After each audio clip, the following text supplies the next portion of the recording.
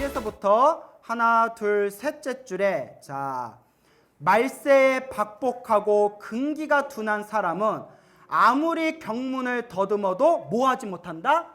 통달하지 못한다. 밑줄 짝. 말세면 말법시대, 지금을 뜻하는 거예요. 부처님의 법이 쇠퇴한 말법시대. 박복하고 복이 부족하고 전생에 지어놓은 복이 없고. 여기 혹시 밥복자님 있으세요? 밥복자님? 성함이 밥복자님. 복이 없고 박복하고 근기 나오네요. 근기 아까 배웠죠? 타고난 그릇, 타고난 자기만의 타고난 능력과 힘. 근기가 둔한 사람은 그러니까 이 말법 시대에 복도 없고 타고난 힘이 부족한 우둔한 사람은 아무리 무엇을 경문, 부처님의 경전을 아무리 읽어도 통달한다, 통달하지 못한다. 예, 통달하지 못한다. 자, 그렇기 때문에 그 밑에 보면 한 칸, 두 칸, 세 칸. 황벽선사는 자, 소화시킬 능력이 없으면서 널리 지식과 견해를 구하는 것은 모두 뭐가 된다? 소화시킬 능력도 없으면서 이 책 보고 저 책 보고 이 스님 법문 듣고 저 스님 강의 듣고 머리로 아무리 따져봤자 뭐가 될 뿐이다?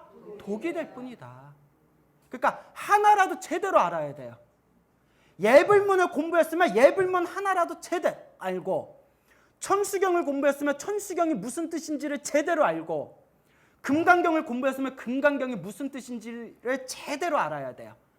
제대로 알지도 못하면서 이것저것 저것 이거 꾹꾹 찔러봤자 뭐만 더러워져요? 손가락만 더러워지잖아. 이것 찔러보고 저것 찔러보고 저것 찔러보고. 하나라도 제대로 이해해야 된다. 여러분들이 이 천태소지간 하나라도 제대로 머리로 제대로 이해만 해도 나중에 혼자서라도 대승경전 공부하는데 엄청나게 큰 도움이 될 겁니다. 그러니까 여러분, 우리들은 복이 많은 거예요. 우리들은 뭐가 많다? 우리들은 적어도 박복하지는 않아요. 이번 생에 이 소중한 부처님의 법을 만나고 진지하게 이 부처님의 가르침을 공부하게 되었으니 우리는 그래도 뭐가 참 많다? 참 복이 많다. 그렇죠, 여러분? 자, 그래서 그 다음 페이지 한번 넘어가 봅시다. 나머지는 이제 집에서 좀 읽어보세요. 어려우면 어려운 대로 그냥 건너뛰세요. 나중에 귀가 트이면 나중에 다시 보면 아, 이게 그 뜻이었구나 이해하게 되실 겁니다. 중간에 보면 천태지휘대사께서는 그 문단 보이시죠? 거기 밑에 보면 원효대사께서도 나오죠? 원효대사께서도 어느 책에서? 열반경 종요라는 책에서 자, 이 책을 저술하신 천태지자 스님에 대해서 뭐라고 얘기하셨냐? 선정과 지혜를 모두 통달한 분이어서 온 세상 사람들이 대사를 중히 여기며 범부나 성인도 헤아려 할 수 없는 분이다. 아주 극찬을 하십니다. 우리나라 최고의 스님을 손꼽으라면 하면 누구를 꼽아요? 원효 스님이 아주 극찬에 극찬을 하신 분이 이 천태지자 스님이 되시겠습니다. 그래서 그 밑에 보면 천태대사께서 이 책을 저술하신 지 몇 년의 세월이 흘렀지만 1400년의 세월이 흘렀지만 수행의 기본 원리에는 바뀐 것이 있다 없다? 예, 없습니다. 1400년이 흐르고 앞으로 1400년이 또 흐른다 하더라도 우리가 깨달음을 얻고 부처가 되고 성불하는 기본 원리는 변함이 있다 없다? 변함이 없다. 자, 그러니까 여러분들이 이 천태소지간의 교재를 제대로 이해를 하시면 여러분들이 수행하는데 무엇을 잘 터득하게 된다? 기본 원리를 잘 터득하게 된다라고 이해하시면 되겠습니다. 알겠죠? 자, 또 그 밑에 보면 이 책의 내용이, 이게 천태지자스님이 하신 말씀이에요. 이 책의 내용이 알기 쉽다고 하여 뭐하지 말고? 알기 쉽지는 않아요. 그런데 알기 쉽다고 하더라도 뭐하지 말고? 가벼이 여기지 말고. 수행하여 이루는 것이 어려움을 부끄럽게 여겨서 끊임없이 정진해라, 수행해라 라고 말씀을 하셨습니다. 자, 그래서 이 부분 한번 이렇게 유념해서 한번 읽어보시고요. 자, 공부 잘하는 사람들은 항상 목차를 유념해서 본대요. 9페이지. 여러분 학교 다닐 때 공부 잘했어요? 못했어요? 못했어요? 저기서 어디서 잘했어요 소리 들렸는데 부끄러움을 모르시는 분이 자기 입으로 공부 잘했다고 하면, 전 학교 다닐 때 공부 잘했을 것 같아요, 못했을 것 같아요? 겁나 못했다? 사람들이 안 믿어. 네. 그래서 제가 19살에 일찍 출가했어요. 19살에 출가했으니까 제 비밀을 가르쳐 드릴게요. 공부 못해서 출가했다. 우리 아버지가 너 이럴 바에야 머리 깎으라고 해가지고, 예. 정신 차려봤더니 삭발했더라고. 자, 그래서 공부 잘하는 사람들은 무엇을 유념해서 봐야 된다? 목차. 한번 쭉쭉 읽어보세요. 목차를 한번 쭉 보시고, 자, 목차 넘어서 13페이지. 13페이지 보여요? 네. 자, 해제라고 돼 있죠? 네. 천태소지간 돼 있죠? 네. 자, 이 천태소지간의 원래 이름은, 자, 줄 치세요. 첫째 줄에 나오죠? 수습, 지관, 좌섬, 법요이다. 밑줄 자. 수습은 수행이란 뜻이에요. 지관, 이제 지관은 나중에 설명드릴게요. 지관, 좌선, 앉아서 참선하는 거, 법요, 그 법 가르침의 핵심만, 이렇게 요점만 선해놨다. 그래서 줄여서 천태소지간. 그 밑에 보면 천태지대사가 속가의 형인 누구를 위하여? 진침이라는 스님의 속가형을 위해서 지은 게 바로 이 책이랍니다. 자, 여기 교재는 안 나와요, 이 이야기가. 자, 이제 잘 들어보세요, 여러분. 중요한 내용이에요. 천태지자 스님께서 머리를 깎고 출가하셔서 이제 큰 스님이 되셨어요. 천태지자 스님께서 큰 스님이 되셨고, 요 속가형이 진침에다 동그라미 해주세요. 하셨어요? 이 진침이라는 형이 군인이었대요. 뭐였다? 예, 무사였어요. 무사. 군인이었는데, 무인이었는데, 이 스님이 나이가 한 40 정도 되셨을 때 어느 날 길을 가다가 신성도를 닦는, 무엇을 닦는? 신선도, 신선이 되는 법을 닦는, 신선도를 닦는 분을 이렇게 만났대요. 도사를. 장과로라는 이름의 도사를 만났는데, 도사가 진침을 딱 보더니 아이고, 수명이 얼마 남지를 않았습니다 라고 이야기를 하더래요. 수명이 얼마 남지를 않았습니다. 당신의 관상을 보니 수명이 얼마 남지 않아서 이제 몇 개월 후면 세상을 떠나게 될 겁니다. 얼마 남지 않았습니다 하는 겁니다. 우리가 흔히 말하는 단명팔자죠. 그래가지고 요 진침이 너무 놀래가지고 누구를 찾아갔을까요? 예, 지자대사를 찾아가요. 그래서 동생이 지자대사를 찾아가서 하소연을 했더니 이 천태지자 스님께서 제가 하라는 대로만 하면 운명을 바꿀 수가 있습니다 라고 이야기하더래요. 하라는 대로만 하면 운명을 바꿀 수가 있습니다 하면서 형을 위해서 만든 책이 바로 뭐다? 이 천태소지관이에요. 형을 위해서. 형이 수명이 얼마 남지 않았다라는 도사의 말을 듣고 만들어준 책이 이 천태소지관입니다. 그 형을 위해서 만든 거예요. 그래서 형에게 이 책을 주면서 이 책대로 수행하면 무엇이 바뀌게 될 겁니다? 운명이 바뀌게 될 겁니다. 그 말을 듣고 이 책에 나온 대로 열심히 수행을 했대요. 그렇게 열심히 수행을 하고 약 한 달 정도, 한 1년 정도가 지났을 때, 수행을 시작한 지 1년이 지났을 때 그 자기의 관상을 봐줬던 그 도사를 다시 만났답니다. 그때 도사가 진침의 얼굴을 보더니 화들짝 놀라면서 당신의 관상이 완전히 바뀌었습니다. 단명상이 완전히 사라졌습니다. 혹시 불로장생 약이라도 먹었습니까? 그때 진침이 자초지종을 얘기를 했더니 깜짝 놀라면서 불법문 중에, 어디에? 불법문 중, 부처님 가르침 불법문 중에 운명을 바꾸는 신묘한 법이 있다고 들었는데 오늘 제가 그것을 목격했습니다 하면서 큰 절을 올렸다고 합니다.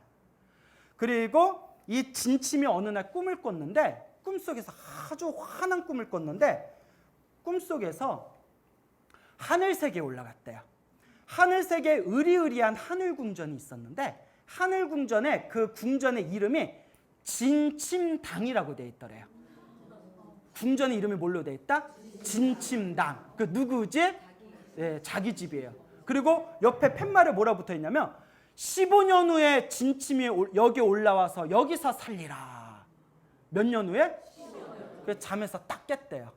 그리고 고개를 느낀 바가 있어 고개를 끄덕이면서 남은 생애 동안 열심히 수행을 했는데 정확히 그 꿈을 꾸고 나서 15년 후에 가족들을 모아놓고 내가 이제 떠날 때가 됐다 하면서 딱 결과부자를 하고는 이렇게 숨을 거두었다라는 이야기가 전해지고 있습니다. 그 죽은 뒤에 어디 태어난 거예요?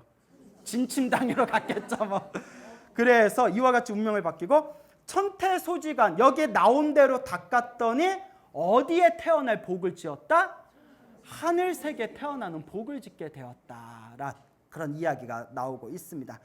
그러니까 이 천태소지간이 이 속가형이 진침을 위해서 만들어준 책이다라는 것 정도는 이해하시기 바랍니다. 알겠습니까? 네. 그런데 천태스님께서 법화경을 교과서로 삼아서 무수한 책들을 저술을 하세요. 무수한 경전의 그 주석서들을 저술을 하시는데 천태스님의 대표적인 3대 지관책이 있어요. 따라해보세요. 3대 지관. 그게 이렇게 밑에 내려와 보면 자, 두 번째 문단에 보면 두 번째 문단 보이세요? 네. 천태대사 많은 저술 가운데 그 밑에 보면 마하지간이라고 있죠. 네. 첫 번째가 마하지간이야. 마하지간 동그라미. 마하지간 동그라미. 그 다음에 그 밑에 내려보면 그 옆에 초기저술 석선 바람일 차제법문이라고 돼 있죠. 네. 줄여서 차제선문 동그라미. 차제선문. 마하지간 하나, 그 다음에 차제선문 하나, 그 다음에 마하지간이 가장 핵심되는 법문인데 어려워요. 마하가 따라해보세요. 마하. 크다, 위대하다란 뜻이에요. 그러니까 어려워요. 마하지간이 어려우니까 내용을 좀 쉽게 차례대로 한 단계 한 단계 밟아서 이 마음을 닦는 법에 대해서 다시 저술한 게 차제선문이에요. 차제가 차례차례란 뜻이에요. 어떻게? 차례차례 닦아나가는 법문. 그래서 차제선문. 그래서 마하지간하고 차제선문은 수행이 뛰어난 스님들을 위해서 설하신 법문이에요. 그래서 마하지간과 차제선문보다는 조금 수준을 낮춰서 불교를 잘 모르는 속가형님도 공부할 수 있게끔 핵심과 요약만 이렇게 저술한 것이 바로 무슨 지간이 된다? 천태소지간이 된다라고 이해하시면 되겠습니다. 알겠죠? 그래서 마하지간 1, 차제선문 2, 그 다음에 천태소지간 3 해서 3대 지관법에 대한 그런 어떤 3대 저술이다. 이렇게 이해하시면 되겠어요? 14페이지, 15페이지 보면 지와 관에 대해서 설명하는 게 나와요. 무엇과 무엇?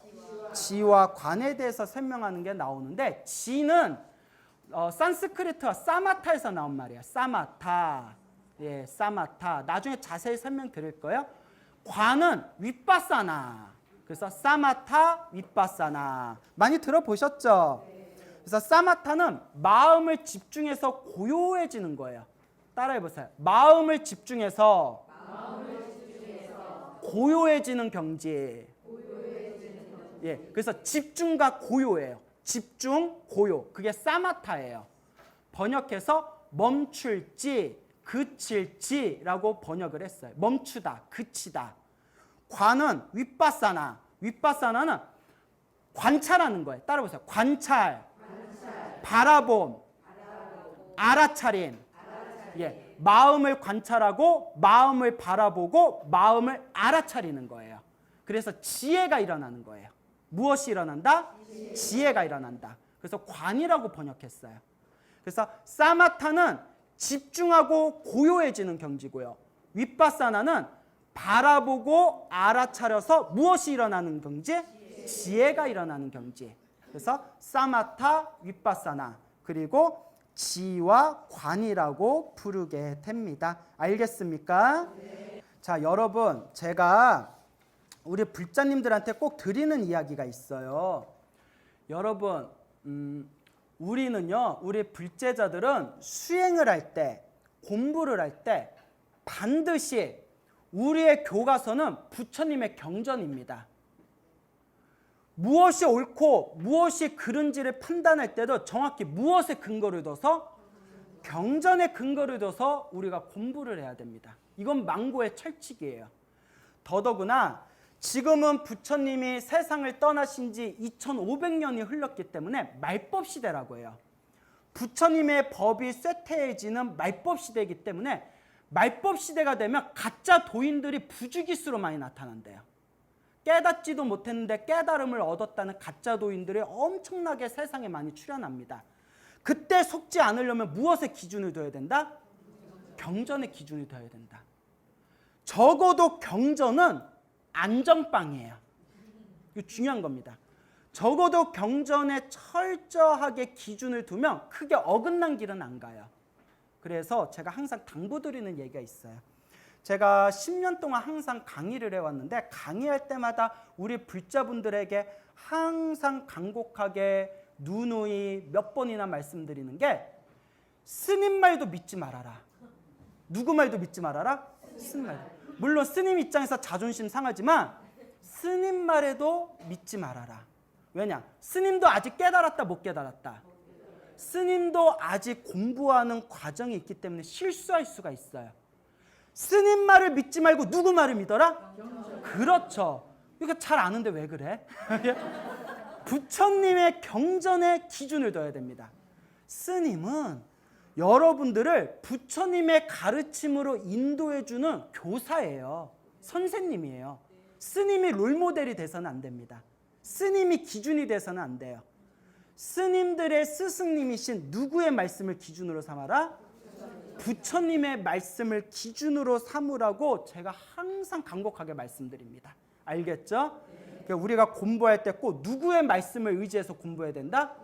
부처님 말씀을 의지해서 공부해야 됩니다. 그래야 속지 않아요.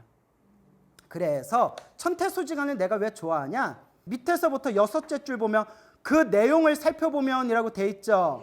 중요한 겁니다. 그 내용을 살펴보면 많은 부분이 용수보살의 대지도론, 용수보살의 대지도론은 반야경 있죠. 여러분이 알고 있는 반야심경과 금강경 있죠. 반야심경과 금강경이 600부 반야경 안에 있는 거예요. 600부 반야경을 해석한 게 바로 대지도론입니다. 대반야경을 해석한 게 대지도론인데 대지도론을 바탕으로 하였고 무슨 경과 무슨 경 등? 법화경과 열반경 등 여러 경을 인용하고 설명하고 있다. 따라서 천태대사는 어느 하나의 경전에 치우쳐서 이 책을 저술한 것이 아니라 대승경전에 해당하는 반야경과 법화경과 열반경과 중론과 같은 아주 중요한 경전과 논설을 근거로 해서 골고루 중요하게 다룬 것을 알 수가 있다. 무슨 말인지 알겠죠? 그래서 천태소지간도 공부를 해보면 철저하게 부처님의 경전을 근거로 두고 있습니다. 그 여러분, 우리가 경전을 좀 골고루 공부할 필요가 있어요. 뭘 느끼냐면 하나만 아는 사람은 그거밖에 몰라요. 금강경만 평생 공부한 사람은 금강경 외에는 잘 몰라요. 법화경만 평생 공부한 사람은 법화경 말고는 다른 걸 잘 몰라요. 열반경만 평생 보신 분은 열반경 말고는 다른 거 잘 모르시더라고요. 그러니까 어떤 현상이 일어날까요? 자기가 배운 것만 최고라고 해요. 금강경만 배우신 분은 금강경이 최고래요. 법화경만 배우신 분은 법화경만 최고래요. 열반경만 배우신 분은 열반경만 최고래요. 뭐가 최고일까요? 부처님 법문 하나하나가 다 소중합니다. 무슨 말인지 알겠습니까? 그러니까 좀 골고루 배울 필요가 있어요. 견문을 좀 넓혀야 돼요.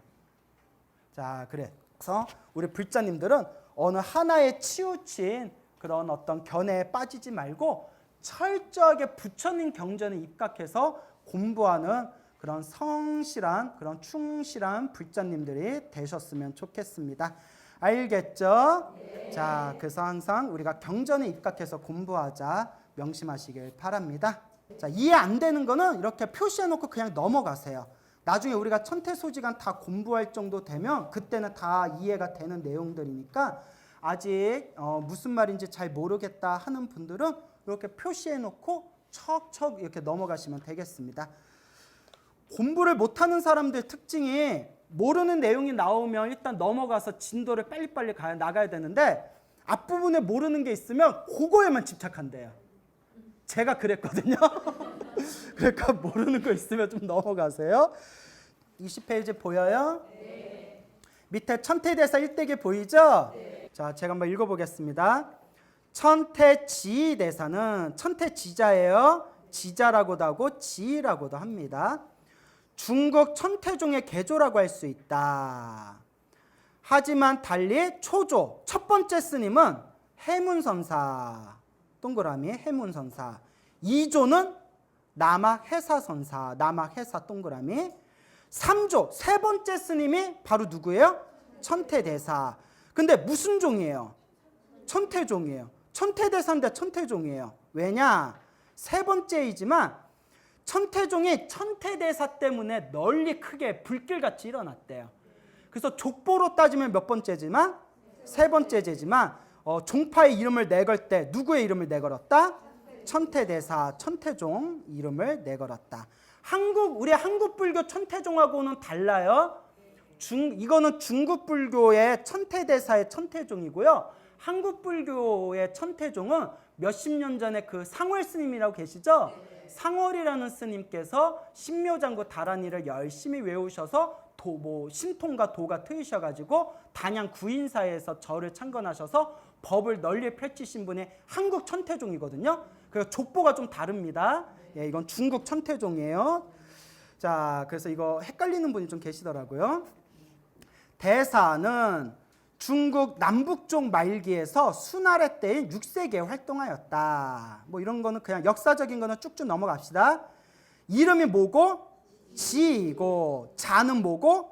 덕안이고, 속성은 뭐다? 진시다. 여기 혹시 진시 계세요? 진시? 진시. 그 이름하고 법명도 잘 지어야 돼요. 예전에 절에서 일하셨던 거사님이 계셨는데 법명의 뜻이 엄청 좋았어요. 진실한 모습이다 해서 진상이라고 적었거든요. 되게 싫어하더라고요. 뜻은 좋아요. 진실한 모습에서 진상 했는데 되게 싫어하시더라고요. 진상. 예. 이름도 좀 잘 지어야 돼요. 대사는 양나라 대동 4년에 형주 화용년에서 출생하였다. 이거는 역사적인 부분은 그냥 쭉쭉 넘어갑시다. 그러나 17세 북위의 침공으로 조국은 망하고 일가는 흩어져 몰락하였다. 18세에 이르러 출가하였다. 출가 후에 대연산에서 법화상규부경을 연구하고 법화삼부경. 자, 그래서 이제 법화경을 교과서로 공부하신 거예요. 23세 때에는 남학 해사선사가 강남으로 이주하여 광주 무슨 산? 대소산. 대소산 기억해 놓으세요. 뒤에 나와요. 대소산에 머문다는 말을 듣고 남학 해사 스님 문화로 들어가 무슨 산매를 익혔다? 법화산매. 법화경을 수행해서 법화산매를 얻었다. 법화산매를 배운 지 14일 만에 법화경 야광 보살품의 한 구절에 이르러 몸과 마음이 고요해지는 선정을 체험했다. 그 문화에 들어간 지 몇 년 만에? 7년 만에 법화산매를 계승하여 후세에 대소개오 밑줄짝 대소산에서 깨쳤다. 대소개오, 대소산에서 깨쳤다. 대소개오라고 불리는 깨달음의 경지에 이르게 된다. 몇 년 만에? 와, 나는 출가한 지 20년 됐는데 는 거는 말빨뿐이 없고. 그 대사는 대소산을 내려와 금릉의 와간사에서 차제선문, 법화경을 해석한 법화문구 등을 개강하였다. 38세 때에는 무슨 산에 들어가? 예, 이제 본격적으로 천태라는 법명을 이제 그 천태라는 별명을 얻게 된 시기가 여기 천태산에 들어갔을 때부터예요. 천태산에 들어가 고행을 하였는데 천태대사라는 칭호는 천태산에서 몇 년을 머무른 데에서 10년을 머무르는 데에서 유래하였다. 대사는 천태산 화정봉에서 두타행을 하며 무슨 행? 두타행은 고행을 뜻하는 거예요. 근데 몸을 괴롭히는 고행이 아니라 오로지 수행에만 집중하는 그런 어떤 수행의 행을 두타행이라고 부르게 됩니다. 두타행의 특징은 세 가지가 있어요. 몇 가지? 세 가지. 그래서 첫째가 무집착입니다. 무집착. 집착하는 게 없어요. 오로지 수행뿐이 없어요. 무집착이니까 당연히 뭘까요? 무소유. 예, 집착하는 것은 아무것도 소유하지 않습니다. 몸 가릴 옷과 탁발하는 그릇과 몇 가지 필요한 생활도구만 있을 뿐이지 무소유의 삶을 살고, 가장 중요한 게 무나태. 나태함이 없어요. 예, 오로지 정진하고 수행만 하는 것을 뜻하게 됩니다. 그래서 이 두타행을 닦았는데, 자, 새벽녘에 나타난 무엇을 항복시키고? 예, 마구니. 우리 그 석가모니 부처님께서도 보리수 아래에서 그 마구니를 항복받는 내용이 나오죠. 마구니를 항복시켰고, 마구니를 항복시켰다는 뜻은 더 깊이 확장해서 해석하면 마음의 번뇌를 소멸시켰다는 뜻이에요. 마음의 번뇌를 완전히 항복받았다. 호련히 출현한 신비스러운 승려로부터, 신비로운 승려로부터 무엇의 법문을 받았다? 일실제, 하나의 진실한 진리. 불교에서는 제를 진리라고 해석을 해요. 일실제, 제가 뭐라고요? 진리라고 해석을 해요. 일실제 하면 하나의 실, 진실한 무엇? 진리. 일실제의 법문을 받았다고 한다. 그래서 다음은 천태지자대사 별전에 전해져 내려오는 그런 이제 내용이 되겠습니다. 한번 읽어볼까요? 대사는 대중을 떠나 홀로 화정봉에 가서 두타행을 닦았다. 어느 늦은 밤에 호련히 큰 바람이 불더니 나무가 뽑히고 우레가 내리쳐 산을 진동시켰다. 귀신 천무리가 한 몸에 100가지 모양으로 나타났다. 어떤 것은 머리에 용과 독사를 이고 어떤 것은 입으로 불을 내뿜었다. 귀신의 형상은 먹구름과 같고 그 소리는 벼락과 같았다. 갑자기 변화하는 것은 헤아릴 수 없었다. 그림에 그려진 부처님의 항마 병상도와 같았는데 두려운 모양은 이보다 더했다. 대사가 능히 마음을 고요하게 하였더니, 자, 이 부분이 중요한데요. 우리가 이제 천태소지간 뒷부분에 보면 수행하다가 귀신의 어떤 장난이나 마구니들의 경계가 보이면 어떻게 해야 되냐라는 내용이 나오거든요. 결론에 마음을 어떻게 해라? 고요히. 끄달리지 말고 집착하지 말고 그냥 귀신이 보이든 말든 마구니 경계가 펼쳐지든 말든 마음을 어떻게 해라? 고요히 내려놓아라. 그런 내용이 나옵니다. 그러니까 마음을 다 내려놓을 수 있으면, 마음만 딱 내려놓을 수 있으면 수행의 99%가 해결됩니다. 근데 마음이 내려져야 안 내려져요? 집착덩어리. 예, 집착덩어리. 그래서 마음을 고요하게 하였더니 핍박의 경계는 자연히 흩어져 없어졌다. 또 이 마구니는 부모님이나 스승님의 모습을 짓고는 내려다 보다가도 잠깐 끌어안기도 하며 슬피 목매어 눈물을 흘렸다. 그러나 다만 깊이 실상을 채다라니, 실상, 그 마구니의 모습의 진실한 모양을 꿰뚫어 보니 본래 어떻다? 아무것도 없었다. 자, 다 내 마음, 내 번뇌가 만든 무엇이었다? 환상이었다.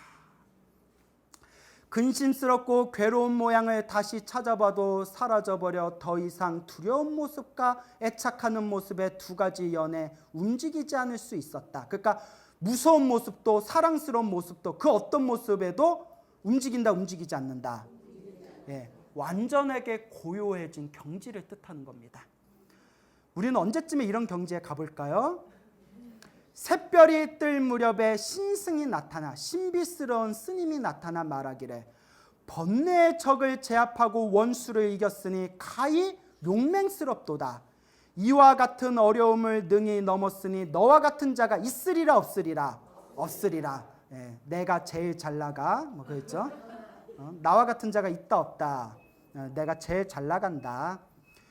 위로하여 마음을 편하게 하고 나서 다시 법을 설하기를, 법을 설하는 말은 뜻으로 얻을 수 있는 것이지 문자로는 얻을 수가 없다. 진리는 말과 언어로 얻을 수 있다 없다? 말과 언어, 문자로는 얻을 수가 없다. 마땅히 언어의 말을 뛰어넘어서 구절을 따라 부처님의 가르침을 명료하게, 부처님의 그 말씀을 언어와 문자에 집착 없이 한 방에 딱 하고 밝히는 것이지, 깨닫는 것이지, 구름을 헤치고 마시는 샘물에 나타난 태양으로도 비유가 된다, 되지 않는다? 되지 않는다. 이 깨달음의 경지는 무엇으로도 비유하기가 어렵다는 거야. 깨달아 봐야 안다. 여러분 깨달았어요? 못 깨달았어요? 못 깨달았으니 저 깨달았는데 하면 이제 서로 피차 막 피곤해지는 거예요. 깨달았는데 여기 왜 와? 그렇죠?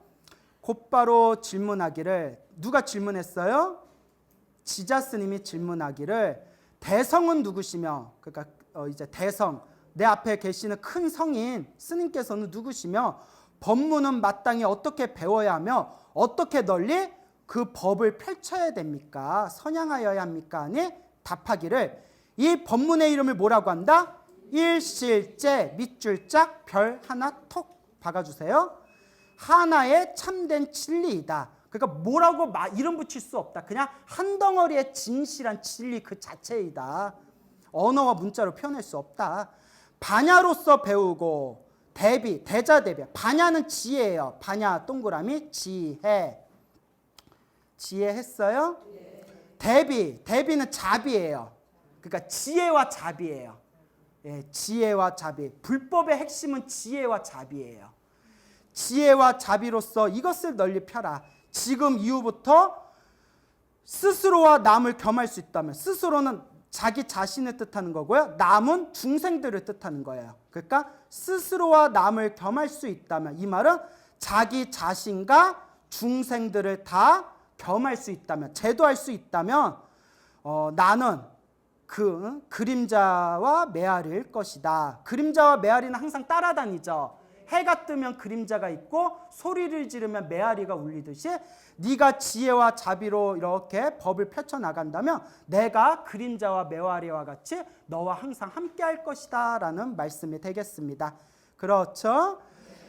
두타행을 이미 끝마치고 모든 수행의 고행을 끝마치고 불롱으로 돌아오니 바람과 안개와 물과 산은 밖으로 근심을 잊기에 족하였고 묘한 지혜와 깊은 선정이 안으로 충만하여 유쾌하였다. 아우 참 표현이 멋져요. 그렇죠? 예.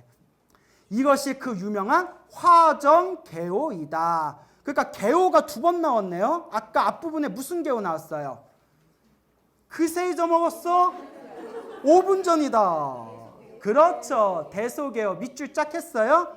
대소개호에서 첫 번째 깨달음의 맛을 받고 화정개호에서 완전히 말뚝을 박은 거예요. 깨달음의 말뚝을 박았어요. 완전히 톡 하고 이제 터져 나온 거예요. 대사는 스승 해사로부터, 남아 해사로부터 대소산에서 법화 원돈의 경지를 깨달았고 법화경의 최고 경지를 깨달았고 화정병에서는 비로소 실상의 경지를 체득했다. 이로써 대사는 지적인 깨달음에서 나아가 사유, 생각으로 헤아릴 수 있는 사유의 경지를 넘어선 불가사의, 도저히 인간의 생각으로는 헤아릴 수 없는 불가사의한 깨달음의 경지에 이르게 되었다라고 이해하시면 되겠습니다. 맞습니까? 친나라가 멸망하고 수나라가 들어서자 대사는 진왕광 이제 초빙을 받아 그에게 보살계를 주고 비로소 무엇이라는 칭호를 얻게 되었다? 지자, 지혜로운 자. 참으로 지혜로운 자다. 지자라는 칭호를 수여받았다. 그 고향이 형주로 돌아가 옥천사를 창건하고 그곳에서 법화현이 마하지간 등을 강설하였다. 대사는 정명경소 유마경의 주석서죠. 완성에 전력을 기울이는 가운데 거듭되는 진왕 광의 요청을 받아들여 하산하다가 천태산 서쪽문에 있는 석성사에 이르러 입적하였다. 임종에 이르러 제자들에게 법화경과 무슨 경을 독송케 했다? 여러분 이거 굉장히 중요한 겁니다. 앞으로 저와 마음 닦는 수행법회에서 경전 공부를 같이 꾸준히 하신다면 제가 이 부분에 대해서 끊임없이 이제 강조를 하겠지만, 천태 스님은 평생 법화경을 공부하신 분이에요. 근데 돌아가실 때, 마지막 돌아가실 때 법화경과 함께 무엇을 읽게 하셨다? 무량수경. 무슨 내용일까요? 아미타 부처님의 극락세계를 찬탄하는 내용이거든요. 결국 역대 대승경전을 연구하신 큰 스님들은 대부분 마지막에 항상 어디로 회항하셨다? 아미타 극락세계로 회항하십니다. 굉장히 중요한 내용입니다. 이제 나중에 또 언급할 일이 있을 겁니다. 일단 오늘은 맛배기만 하고, 이때가 개왕 17년 11월 24일 미시 세수 60세 승라 42세였다 등등. 이듬해 진왕강의 후원으로 천태산에 국청사가 창건되어 천태종의 성지가 되었다 등등. 마지막 문단에 보면 뭐 천태대사가 남긴 많은 저서 가운데 천태교학의 집진서인 하면서 책, 이렇게 저술하신 책 이름들 쭉 나오죠. 한번 읽어는 보세요. 이런 게 있구나, 읽어는 보세요. 알겠죠? 물론 이거 우리가 다 볼 수는 없지만 이런 게 있구나, 읽어는 보시고요. 그리고 그 마지막 문단에서 위에 보면 자, 이런 내용이 나와요. 대사는 단지 천태종을 건립한 한 정파의 종조를 뛰어넘어서 중국의 전래에 된 방대한 소승과 대승의 모든 경전을 정리하여 무슨 교리를 조직하고, 근데 역사적으로 수많은 중국 불교의 큰 스님들이 천태스님께서 교리를 조직한 이 천태교판이 아주 세밀하다고 뛰어나다고 했어요. 아주 세밀하고 뛰어나다. 그야말로 천재스님이었어요. 천재스님. 천태교리를 조직하고 교판을 무엇하여? 교판 동그라미 해보세요. 부처님의 가르침을 알기 쉽게 판을 짠 것을 교판이라고 해요. 교판, 판을 새로 짠 거. 교판을 체계화하여 기존의 인도 불교에 무슨 색깔을 입혀서? 중국적인 색깔을 입혀서. 그러니까 인도 불교를 중국 불교화 시키는데 큰 업적을 남기신 스님 중에 한 분이시다라고 학자들은 평가한다. 그리고 이 천태지자 스님께서 어떻게 우리가 마음을 닦고 수행해야 되는지를 요점만 정리해 놓은 책이 바로 무엇이다? 이 천태소지간이다. 그래서 제목을 보세요. 천태하면 천태는 누구를 뜻하는 걸까요?